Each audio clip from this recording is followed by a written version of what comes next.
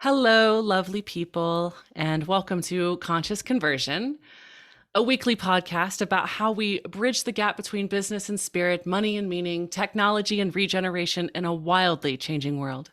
In a time of so much polarity and uncertainty, this podcast explores how together we are connecting across the planet, across our differences, and across dimensions as we build the new earth together. I am your faithful and loving host, Sarah Yamtich, and it's really nice to be getting back into the swing of recording episodes because I didn't record for a couple months while I was off gallivanting around in Maui and Peru and Missouri, and now I'm finally settling into my new digs here in Maui, and it's been amazing. And there's lots more to come. There's a lot of people here I'm looking forward to introducing y'all to. Um, and today I've got some lovely, lovely guests that I'm really excited to get to know myself. I'm meeting them for the first time, and I'm really excited to introduce to y'all Matt Shenker and Mathew Lazarus. Matt Shenker has been a licensed counselor, school counselor, organizational mindfulness consultant, and a leadership coach. And he's now the head of experience at Pathlys Incorporated, a company working to revolutionize the business of well-being through accessible support. And his dear friend and colleague, Mathew Lazarus, is the co-founder of Pathlys, a co-founder of Pathlys. He's an entrepreneur and space holder committed to helping human beings to remember their greatness and build profound connections. Thank y'all so much for being here. I'm excited to learn more about Pathlys and you two. Sarah, thank you so much for having us. We're happy to be here in Maui with you after all of your gallivanting. I hope that we get to hear about some of that while we talk today. Oh yeah, I'm an open book for sure. And I was just telling y'all before we hit record that this podcast is more of a discussion than an interview. So if you ever feel like you want to throw me some questions, I'm all for it. We just run the risk of me talking your ear off. We'll take it. We'll take it. Amazing. Let me just silence my WhatsApp here so it doesn't keep bugging us. All right. Cool. So is there anything else you want to say about yourselves before I dive into a question to open the portal? Okay. Well, this question really helps to Crack get it you open. all. Yeah. You ready to just blast it open? Let's dive in there, Sarah. Okay, great. So it's hard because this is the first time I'm talking to two people at once. So I'm not sure who to direct this to. So we'll just see who feels the most inspired to answer and how you want to do it. But I like to open with this question, which is, in this incarnation, in this moment in the time-space continuum, what is your soul's purpose? You can answer on behalf of Pathlys or either Matt.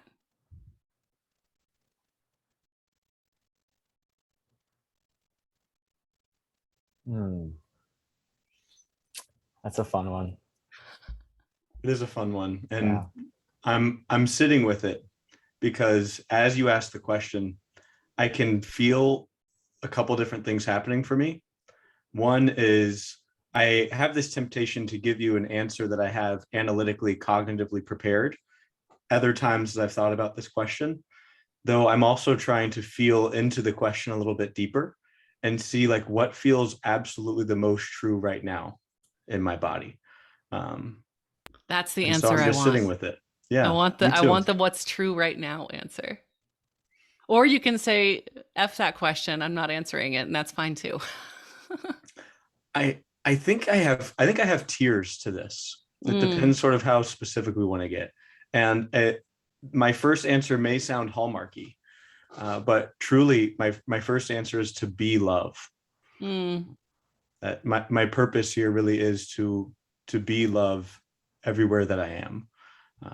And I was a philosophy major in undergrad. I could go in deep for a few hours, giving a more analytical, rational answer about what my purpose is here and why. But really, when you just zoom out a little bit, that's the top tier of it.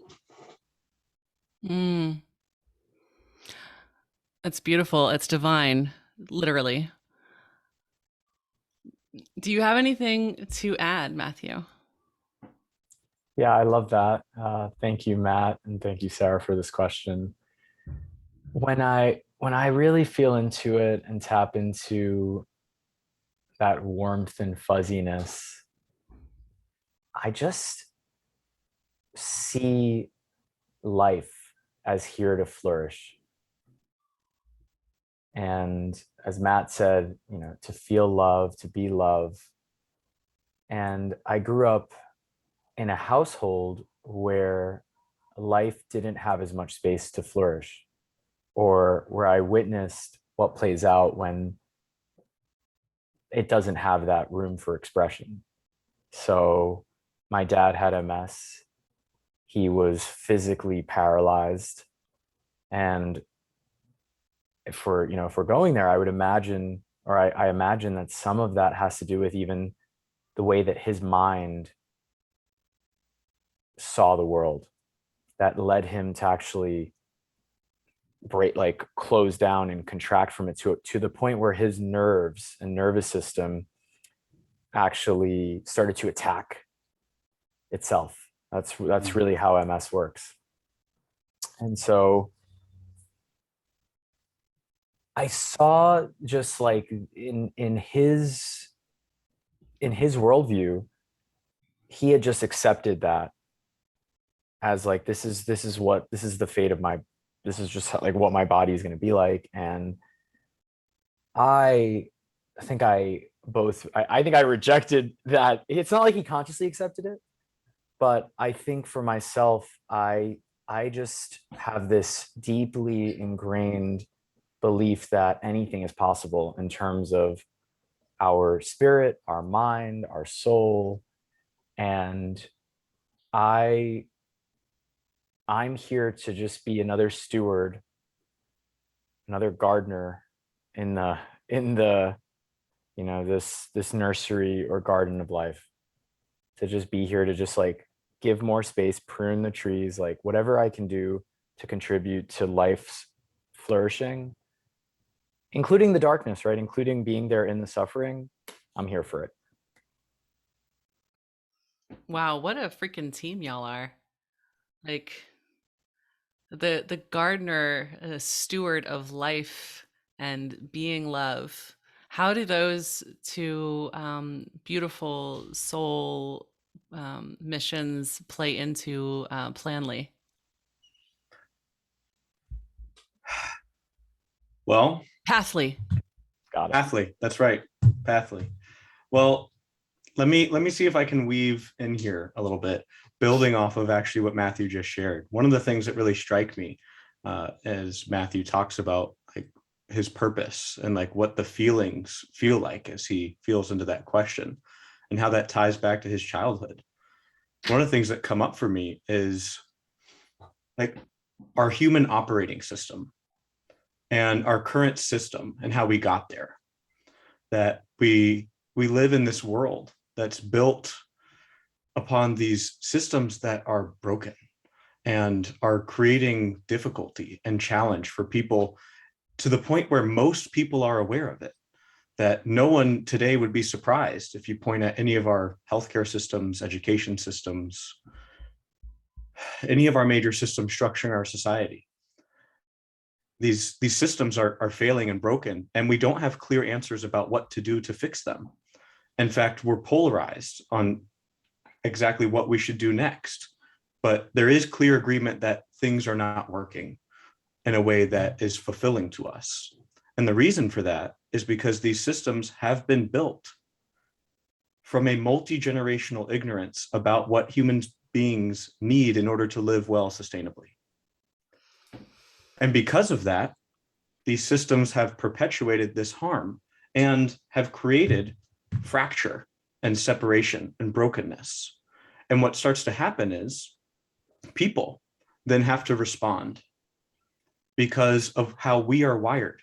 As human beings, we have a few deep drives within us. Our deepest drive, neurobiologically hardwired within us, is to connect. For over 99% of the time that the genus Homo has been on this planet, we've been tribal creatures where we walked around on feet in groups of about 100 to 150. And we didn't have agriculture till about 10 to 15,000 years ago. And so we had to constantly keep moving so we didn't use up all the resources. And so it was within that context of walking around in groups of people, always needing new lands, new partners to be able to find new food, that our internal operating systems evolved and developed. And we don't understand that. We don't create systems rooted in this understanding about how we're wired. And so what happens? What happens when you live within systems that teach you from an early age that your internal needs should be suppressed in favor of performing and producing according to how other people with more power want you to behave? What happens? Well, we start to learn that it's not safe for us to actually connect with our emotional experience. We start to learn that other people are also not going to trust that their emotional experience is allowed to be shown and communicated in a healthy way. So what are they going to do instead? Because they don't trust, they're going to seek to control, and they're going to constrict. And then what happens there? Because we're out of alignment with what we actually need, and people are seeking to control from this fear base, it then fractures further, and people feel further unsafe. Where we have people like me.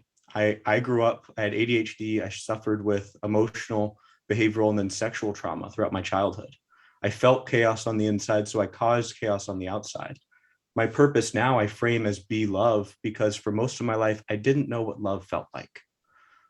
Or for Matthew, as you share your story and talking about just the unsafety and the heartbreak and the tension that came through your childhood because life wasn't allowed to flourish, because we as people are not gathering together to create systems that nourish the flourishing of life, because we're not creating systems that are rooted in that understanding. And so where Pathlys comes into this picture is that we are a group of people who are committed to trying to learn about the truth. And in that, have taken our skills and have noticed some things through these systems that are not working, and have asked big, deep questions and have united together to create a community that can create better systems by rooting in truth and trust and caring about people. And so there are a lot of different things that we do that I'm sure Matthew can add on and we can talk through, but sort of like, as we talked about before we started recording, connecting to all these esoteric sort of ideas, this is how I think this starts to come together philosophically. There's a lot about what you just said that I could take us on a tangent with, because there was so much good stuff there. But one thing I really, really love that's in deep alignment for where I'm at too is you talk about sort of the ancient ways, right? The prehistoric ways of Homo sapiens, humans. And then, the modern day in the last few thousand years, and how things have shifted tremendously in the last few thousand years. And then bringing that into talking about Pathlys and leveraging technology, right, to help meet the needs of our wiring of our ancient past. And that's what I really, really love, is that it's not that we necessarily want to go back to the old ways. That's not really possible. Mm-hmm. But what we can do is we can somehow integrate our ancient past with our future and leverage technology to help us live more in harmony with our own nature, which is living more in harmony with nature. And I've never heard of a sort of an application, a therapeutic application such as yours that is actually that knows that so intimately. I'm sure maybe there are. I don't know of it, and so I'm really wowed by that. Yeah, like I love that you frame that as we don't have to go backwards, and that truly we can't. That really a lot of the difficulty and struggle that we're seeing with the challenges within our modern world, where we're the loneliest humans to ever walk the earth. Depression is now the leading cause of disability worldwide. These challenges have come up because these systems that are rooted with technologies have innovated at such a rapid rate. These technologies have innovated rapidly, and societally and culturally, we have not been able to adapt and innovate at the same rate. So really, we're a solution that is come together as a community to be able to help us adapt and innovate together to more fully meet our needs, grounded in the science. Beautiful. Matthew, do you have anything? Yeah. So when I feel like we think about, Matt and I, Sahil, my co-founder, Olivia, our whole, like Lisa, our whole team, we start to, and then our team of reflectors and our members, we thought about, we asked ourselves a big question as well around like, what does our vision look like 10 years from now? How is this playing out? And what is Pathlys' soul's purpose? And what's its reason for existing? And the two words we really isolated were to connect and empower. And we lead with connection because of what Matt said, of how fundamental it is to the human experience, of how core it is to what creates the psychological safety for a human to feel regulated and seen. Like, a lot of us live in this, it's called heroic individualism or rugged individualism, where we think we need to do everything alone. We have to pick ourselves up by the bootstraps. But to Matt's point, we evolved out of a tribal species. So our natural operating system is rooted in connection. So the first thing that we're doing is we're reorienting the whole model. You could call it healthcare, you could call it education, you could call it business, consumer. I don't care exactly how you would label it, but we're leading with really, how can we reimagine connection through the digital age such that the people that are engaging on our platform, whether it's reflectors, who we call, that's the name of our provider or practitioner, the connections that they're experiencing with one another is nothing short of life-changing, and Matt's been leading that effort.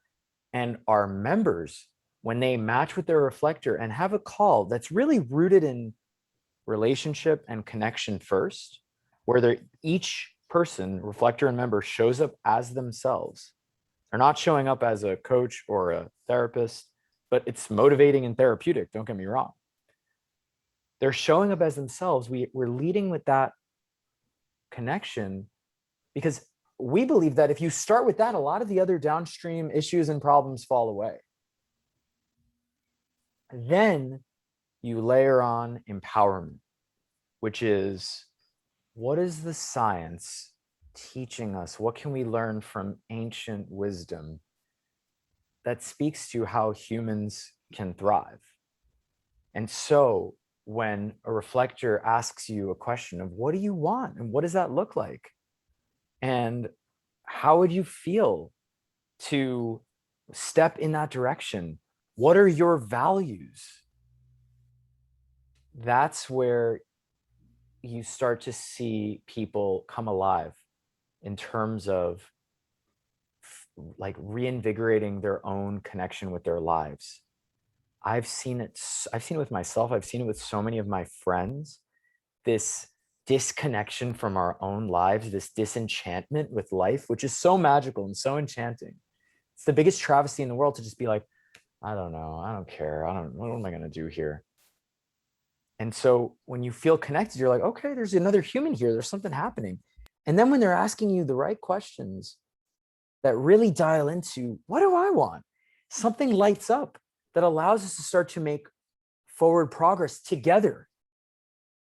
And that's where connect and empower is it's our company's sole purpose that we're grateful that we get to do every single day.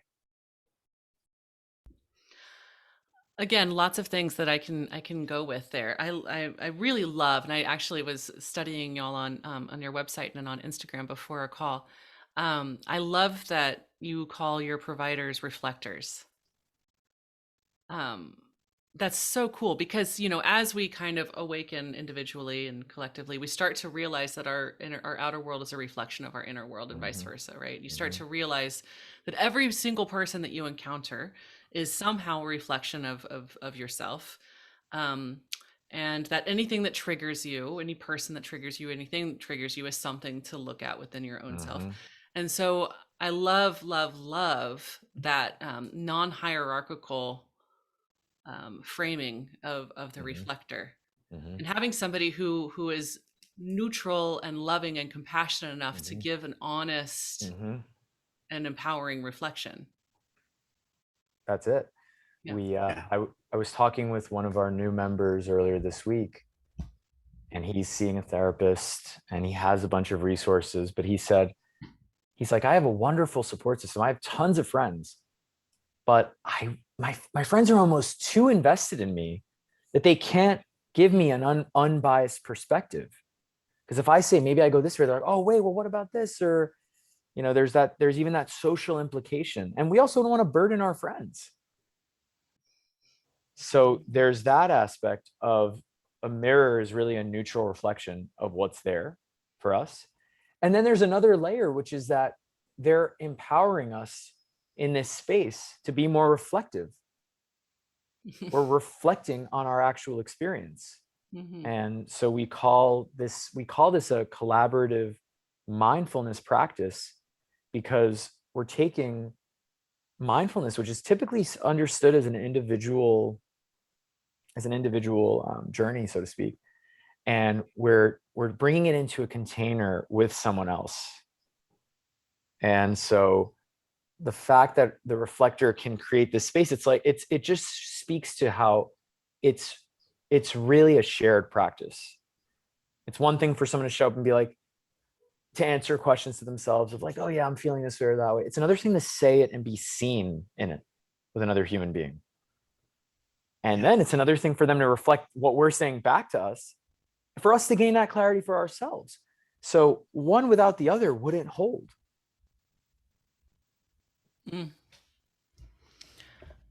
Another thing you brought up was the rugged individualism, and part of my sort of like the topic for this podcast and for these conversations being about a new paradigm and a new way of being in the world, and new versus old, new and old, right? The ancient and futuristic way of being in the world. But you brought up rugged individualism, and I want to pick out, like, because a big buzzword right now is sovereignty.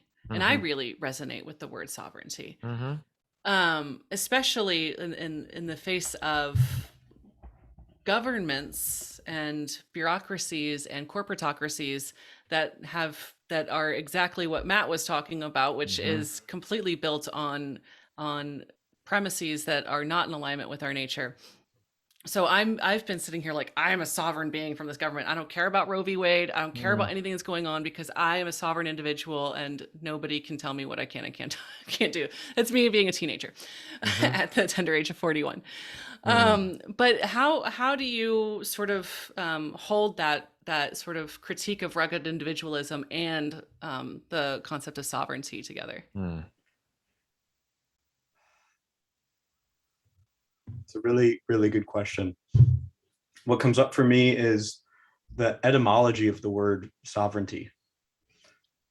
Sovereign itself like traces back to like Latin and through French, and it's about power. It's about having power over something, being a lord or ruler over a kingdom. So there becomes this like narrative within rugged individualism that has grown out of Western society that says to be really powerful, you need to on your own create a kingdom. That's the story. So if you want sovereignty, you have to earn it by hustling alone. And that's the narrative. And it's the narrative that I've talked to thousands and thousands of people in a therapist's office while I've been a therapist, or as a coach when I've worked with leaders, or as a counselor as I've worked with parents or children. Countless people can trace back the shame that they carry that traps the trauma within their body to that belief that they will only be good enough if on their own they create their kingdom that is deemed worthy by others. And where it starts to get tricky, and where in my body it started to really not feel right anymore was when I was in undergrad and I started to really study the most successful people in the world. So like, let's take a look at like success by the society standards, the same society that's selling us this story of rugged individualism. Let's take a look at those people that have been the most successful. And what you'll find is none of them are actually rising totally on their own. There's not a human being in history that rises on their own. As human beings, we rely on one another. It's to varying degrees, but we rely on one another. You look at the Jeff Bezoses and the Elon Musks, the Warren Buffetts, the Bill Gateses of the world. They had teams of people around them, supporting them with specific technical things, as well as supporting them emotionally. We're not wired to do anything totally on our own. Our psyche isn't built for it. And so even within just that structure of that society that is telling us that story, it's not true. It's a story that the people who are winning that game aren't following themselves. And so if that's happening, where is this story coming from? And so for us, rather than rooting in that story, we root in a different story, which is we step into relating with every person with the belief that they already have sovereignty. They don't have to earn it. There's nothing they have to do in order for them to be good enough or worthy enough. Every single person's experiences are worthy of being explored and shared and expressed and have inherent value. And so we want to create a shared power dynamic where people get to show up together and create a relationship where both people's needs matter, where the other person that a member's talking to isn't going to pretend that they're not a human being, where autonomy is going to be respected, where we're going to have intentional conversations over and over again about how we are supporting people's attention, how we are empowering people because they deserve that, because we respect them, because they have sovereignty. So ultimately, for me, I look at rugged individualism actually as a story that undermines sovereignty, that tries to get in its way. And by no longer buying into the story that we have to be rugged individuals in order to be good enough, and instead owning that we can navigate this life and go through challenges that sometimes may be solitary challenges, and yet although they're solitary challenges, we don't have to do it alone. Beautiful.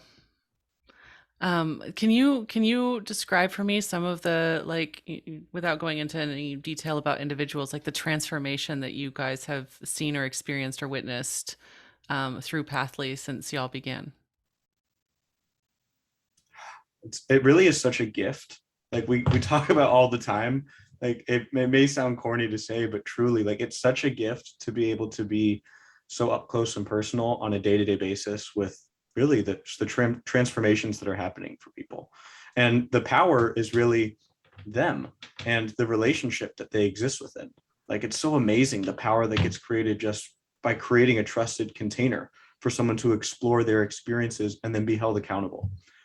So like we have one member who is in PR and marketing and had been going to therapy for a while. And what she said early on when she came to us was, I realized that it wasn't just that like I've been going through my life and playing like it's a game that have rules written by someone else.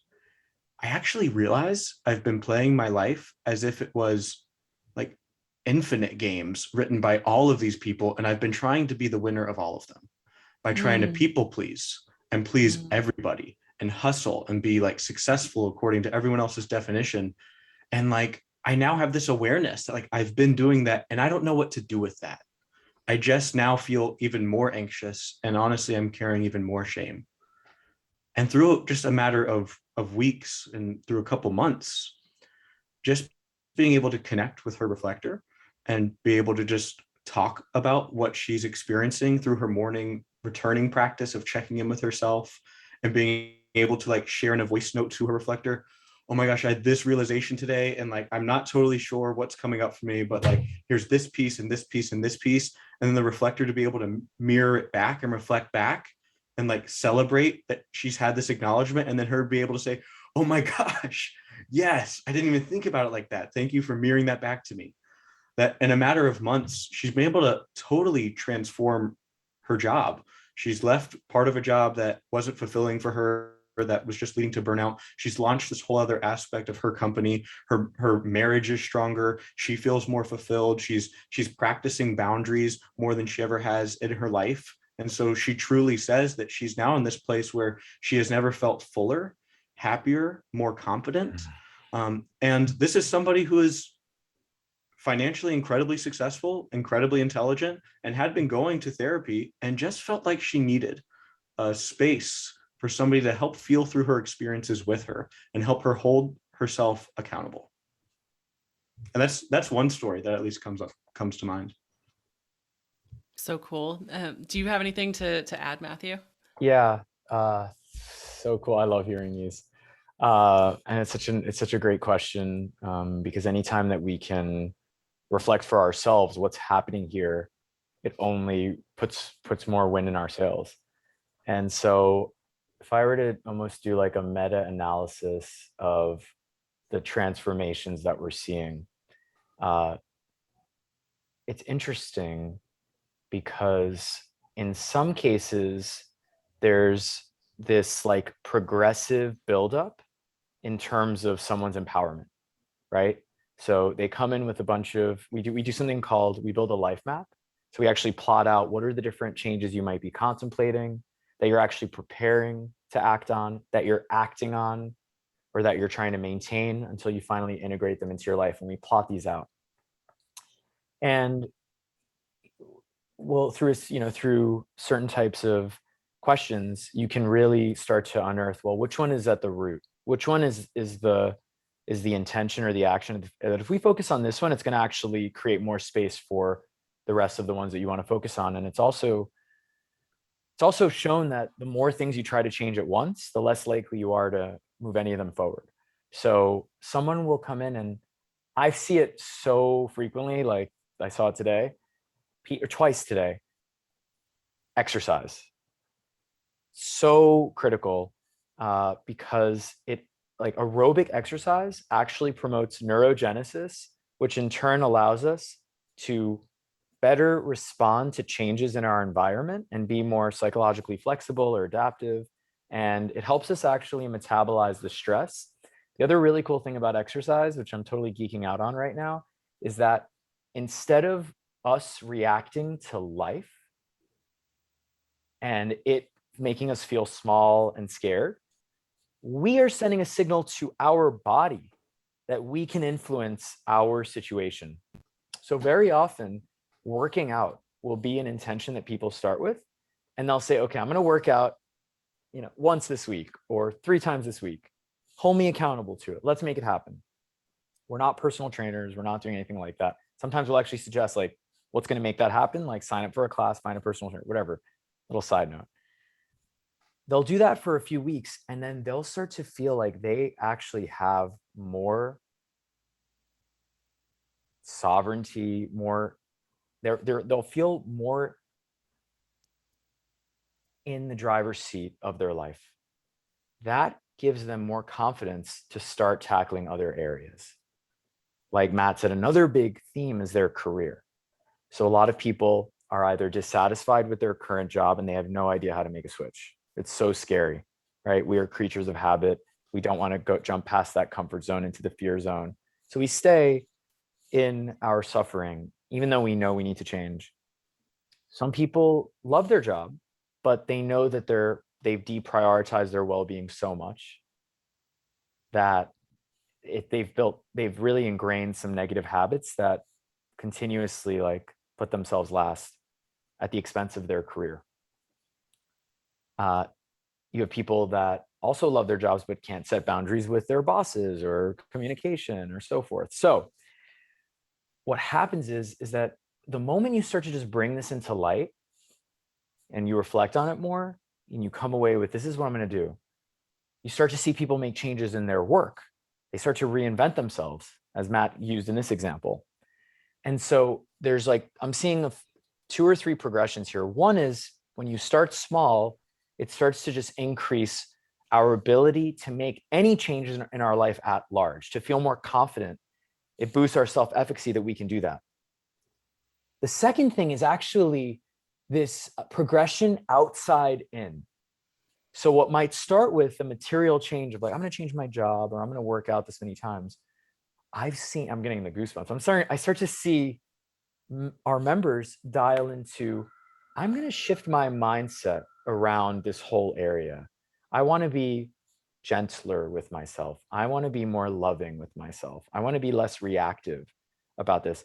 I actually don't want to, I want to do less. I want to just find more acceptance as I am right now. And that inner transformation, it's not better or worse. It's just beautiful to witness, because from there you can then go back out and you can start, you zoom in and out. And on the whole, the overall transformation, as Matt has really taught me through his research, is greater psychological flexibility and greater overall well-being to experience life's challenges in a way that's not avoidant or defensive or destructive, but actually is open, accepting, and constructive when it comes to continuing to actually take actions that bring us closer to what our values actually are. So, and this sounds like, it feels like it maybe is like a really obvious question because I feel like you've already said it, but I want to give the opportunity to expand on it or re-say it or state it differently or whatever. Yeah. But that is like, how does Pathly, or how do y'all contribute to creating a new paradigm on this planet?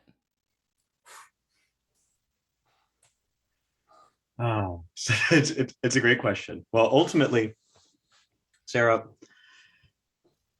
we're here to be the most empowering space for personal transformation. We want to support people to be able to help people be inspired to live their fullest lives. So what does that look like for us to create a new paradigm? Where do we start? Well, for us, where we believe we start is by rebuilding trust and support on a one-by-one basis, relationship by relationship. And that's one place that we want to start to rebuild this paradigm.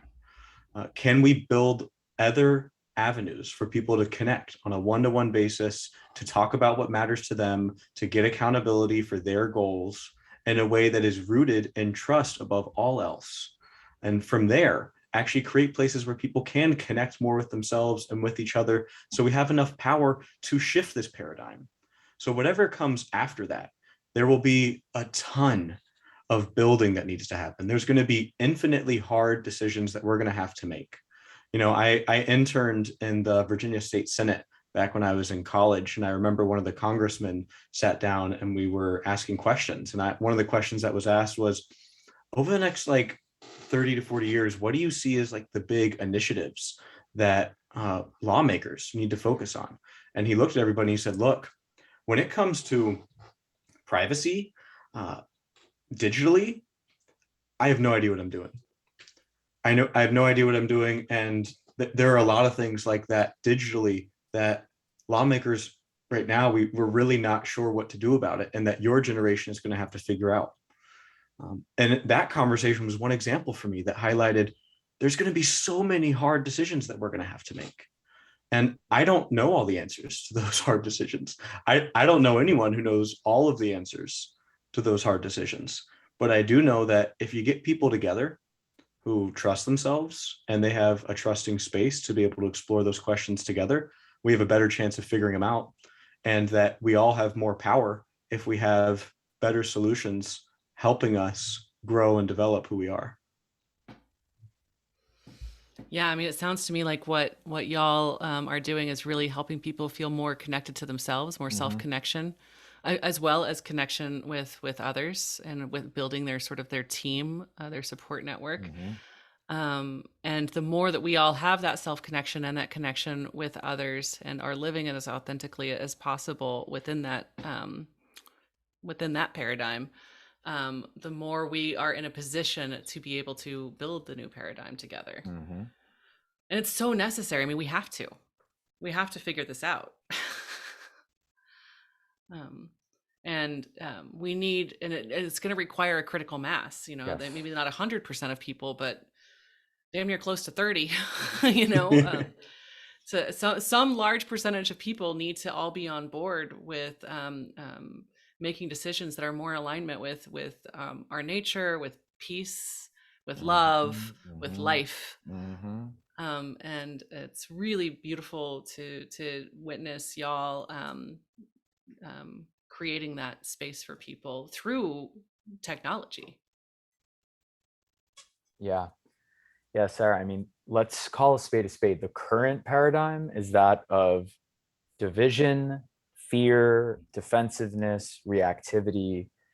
We have a largely a very psychologically inflexible or rigid way of living life and navigating the world. There's no space for actual dialogue.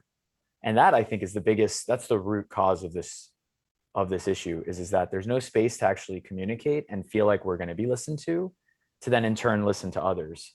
So one of my favorite philosophers, they talk about building a listening society, one that actually listens to the needs of its citizens, because half of the battle is just listening. That's why the best leaders, the best CEOs lead with listening, and they have listening sessions, because when their people actually feel heard, you've already solved half of the challenge. It creates almost like an automatic level of empathy and alignment. So what we're doing to shift that narrative is we're one of they're coming up, they're happening. We're one of these nexuses of listening. It's a hub where people are going to communicate and feel heard and seen within that. When people in turn then feel resourced and have that space, they're more empowered to take on and to feel confident to take on these multi-dimensional crises that we face as a species. So at its root, I'm one of my favorite physicists, David Bohm. He says he observed Native American or indigenous peoples gatherings, and he said they would just talk for hours, and they didn't come in and say, this is the problem we need to solve. They would talk for hours, and then when they were done talking, everybody would get up and they knew exactly what they needed to do. And he said what he took away from that is that it's not that we're not talking about solving our problems that's the issue here. It's that the problem is that we're not talking. If we just had the space to talk through it, we all know what needs to be done here. It's just that internal shift that needs to happen. And often that internal shift that needs to happen happens through dialogue and reflection with other people. Yeah. The piece that we really root in is that personal growth isn't only a self journey. Yeah. Right? It's challenging that rugged individualistic narrative that for so long, even the self-help, the personal development space can carry this sense of shame that if you need help, there's something inherently wrong with you, that you're inherently doing something bad. But actually, needing help is very human. In fact, it's wired within us. We need to connect with others. And that I don't have to choose whether or not I'm going to only invest in loving myself or if I'm going to invest in wanting love from other people. That instead, I don't have to go to war with myself, actually. I don't have to deny with myself that I actually need validation and then just like sneak and like open social media or my dating app to like swipe around and get validation and then feel dirty about it. Instead, I can own, oh, you know what? I'm a human being, which means I'm going to need validation. I'm going to need connection. And that doesn't have to undermine my growth. It can actually serve my growth. That I can invest in meditating or practicing yoga or working out or reading a book or taking courses online or listening to podcasts and reading books. And I don't have to do that instead of talking to people.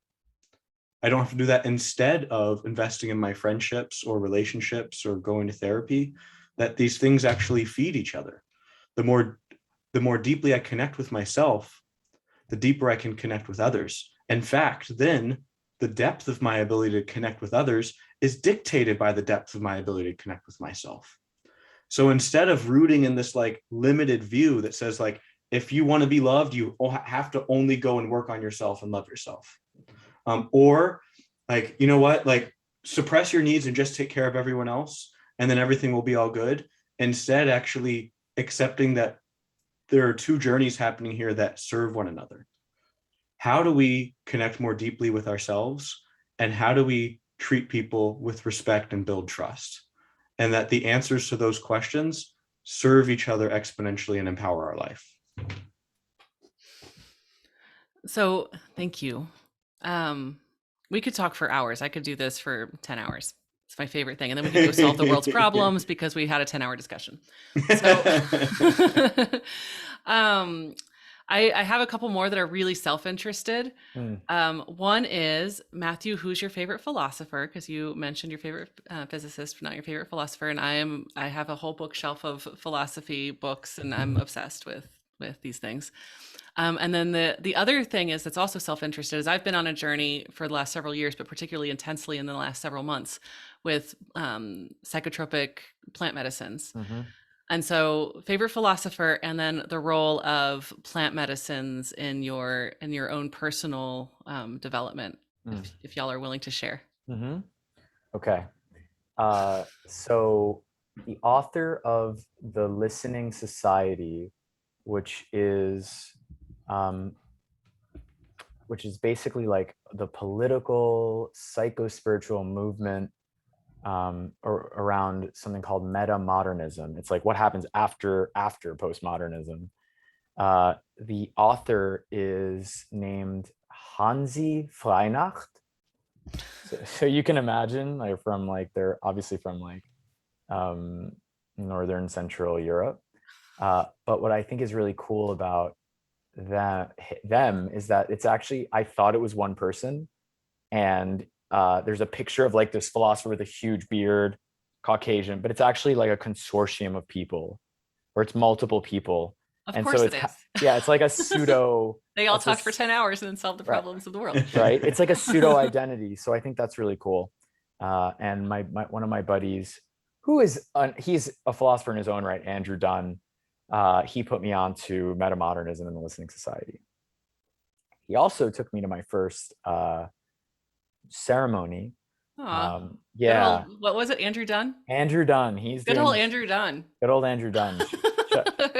Check him out. He's doing shout out Andrew Dunn. Very powerful work in conscious technology, conscious relating, and so forth. And what plant medicine taught me and the role that it played was, I sat in 5 peyote ceremonies with a marakame from Wirikuta at the end of 2020 into the New Year's of 2021. And that's where I learned to shut up for the first time. I learned to like sit down and gather around elders and to respect that elder wisdom and to just listen. And it was also in Spanish, so I really had to listen.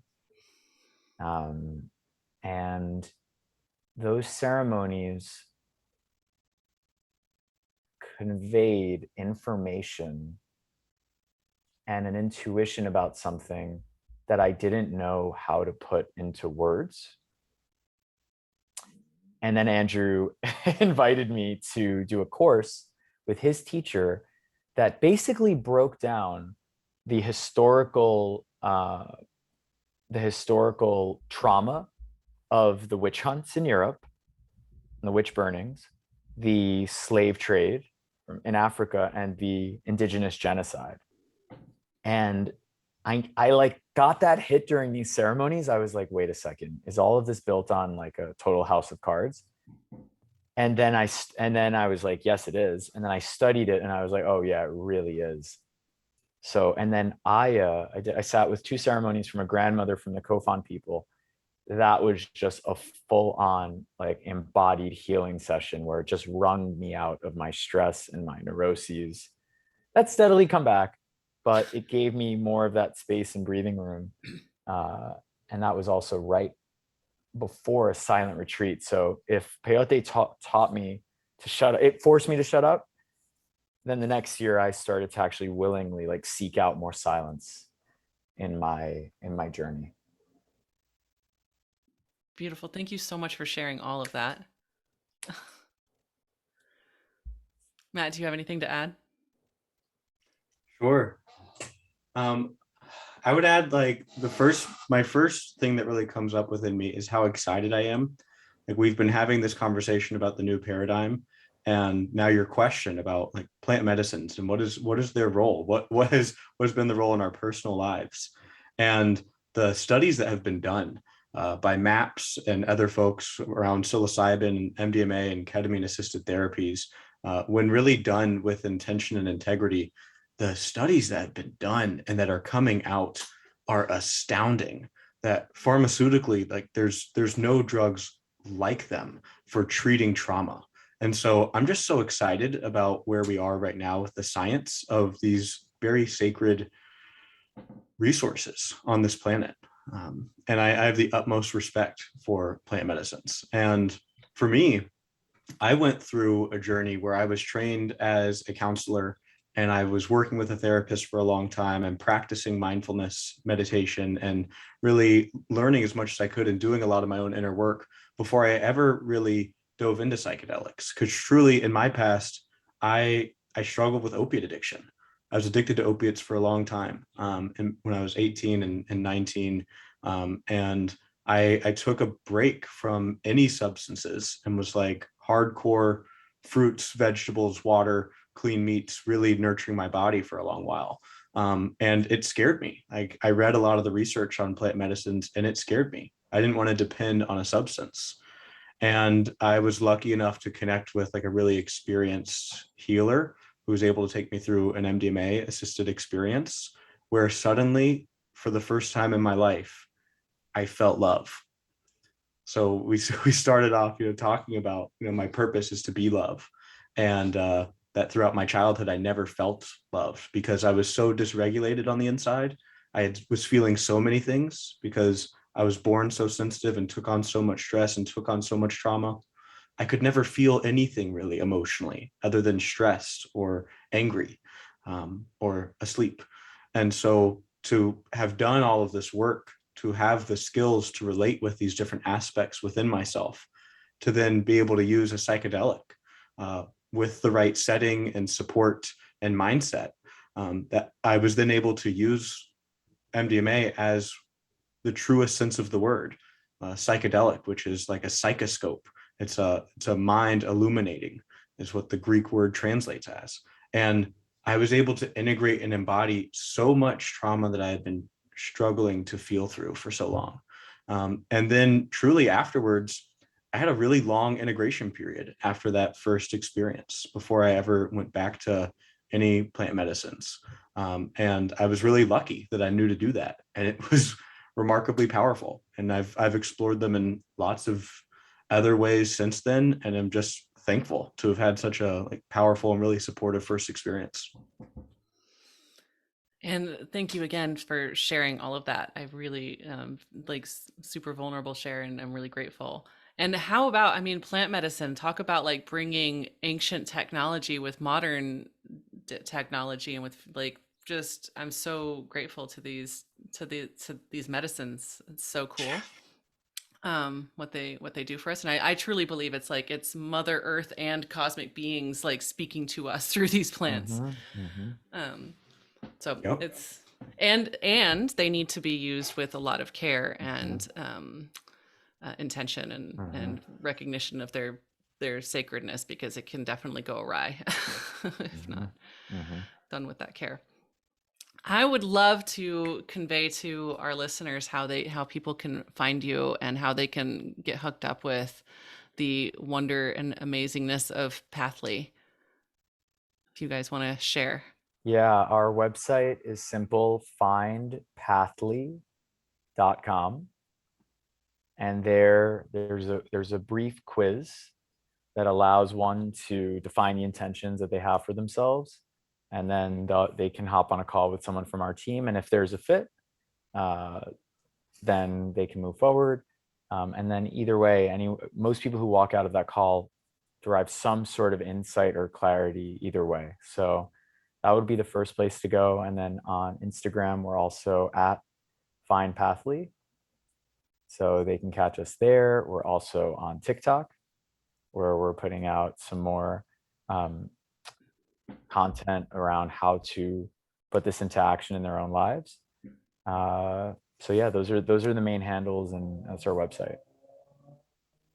Amazing. Well, I'm really honored to have spoken with y'all. I'm really grateful. I feel like what you were doing is incredible, and I urge y'all to check the mats out and Pathly at findpathly.com, right? .com. All right, we'll have that in the show notes as well. Anyway, thank you guys so very much. I'm really, really grateful, and may you all have a beautiful and connected and empowered rest of your day.